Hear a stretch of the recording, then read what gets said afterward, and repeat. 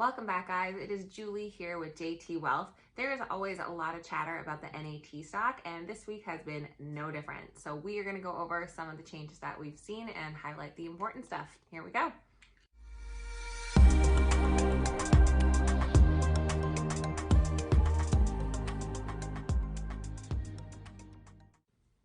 First off, I just want to start by saying Happy Father's Day to all of you fathers, stepdads, father figures, all of you. I hope you're having an awesome day. Today I have white wine, which is a little different for me, but it is hot out and I'm going to be barbecuing later, so it just seemed like the right thing to do.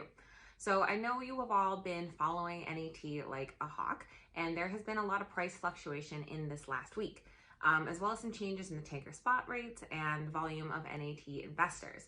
So we are going to cover off some of the negative news that we've seen and also highlight some of the positives as well.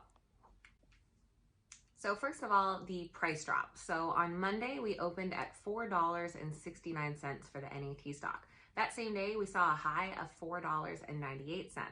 Fast forward to the end of close on Friday, and we dropped all the way down to $4.45.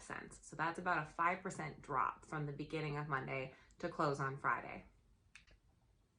Using robintrack.net, we can see that there has been a slight decrease in the amount of Robinhood users that hold NAT stock. Looking at the same week as the price drop, about 400 retail investors on Robinhood have sold their shares. Looking at a bigger picture with the institutional investors, about $17 million worth of NAT shares have been sold by institutional investors in Q2 so far. I will show a graph of this later on as well when we're discussing how many new shares have been purchased too. So there also has been a lot of talk about the decreasing tanker spot rates, showing the Suezmax ships, which are the tankers that NAT uses, being down from highs which were above 100,000 per day to an average of 30,000 per day for the month of June. More specifically, the tanker rates thus far for 2020 are averaging about 53.4 thousand per day, whereas last week's numbers, we were all the way down to 12,500 per day. This decrease is to be expected as the world economy reopens. Obviously, people are now actually using oil and the demand is coming back, so companies are able to actually push out the oil instead of having to store it. So knowing all this, seeing all this negative news, what do we think and what do we think we should do? Yes, hold, and I will tell you why. First though, please remember to subscribe and hit that like button below. So not only am I holding, but I have increased my position in the NAT stock as well, just like I said I would. I've been using dollar cost averaging to increase my position from 540 shares up to 690 shares. This has brought my average price per share down to $5.12. So why am I still bullish? So we know that RONI hit hard in late February, early March. NAT reported its Q1 earnings ending March 31st. In roughly 1 month, NAT's Q1 results beat out all of its 2019 net operating earnings. As you can see here, for the entire year of 2019, they made $31,971,000, whereas in Q1 of 2020, they made $47,631,000. When NAT released their Q1 earnings, they also reported that they had booked 75% of their operating days for Q2 already. So imagine what those Q2 numbers are going to look like, knowing that it was being booked at those 50,000 plus per day rates. This is when they were booking contracts that were 3 to 6 months long. So some of those contracts are going to be carrying that higher rate forward as we go. The 12,500 spot rate that we mentioned earlier is for future contracts that they're just booking now. So we shouldn't see a big impact with this lower rate until maybe the end of Q3. I think Q2 is going to be huge for NAT. I think we're going to see another great Q3 dividend being announced. And in August, we're going to be able to see the fantastic Q2 results being reported. Okay guys, so here's an article that was just posted on June 19th. This is from directorstalkinterviews.com.